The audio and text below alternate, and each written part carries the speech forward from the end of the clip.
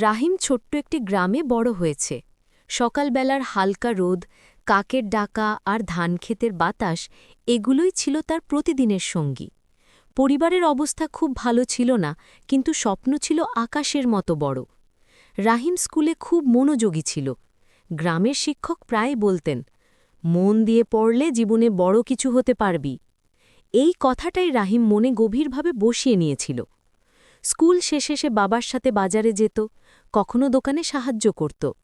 ক্লান্ত লাগলেও সে রাত জেগে পড়ত। তার মনে হতো জীবন তাকে অপেক্ষা করছে, শুধু তাকে পথটা খুঁজে নিতে হবে।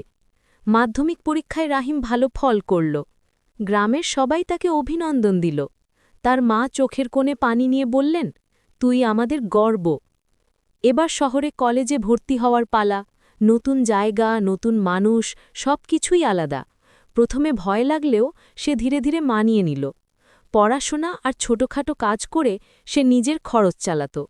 কষ্ট ছিল, কিন্তু হাল ছাড়েনি। সময় কেটে গেল। রাহিম নিজের কঠোর পরিশ্রমে শেষ পর্যন্ত বিশ্ববিদ্যালয়ে ভর্তি হল। সেদিন সে আকাশের দিকে তাকিয়ে ভাবল, স্বপ্ন সত্যিই পূরণ হয় যদি মন থেকে চেষ্টা করা যায়। আজ রাহিম তার পরিবারে ভরসা ও গ্রামের অনুপ্রেরণা।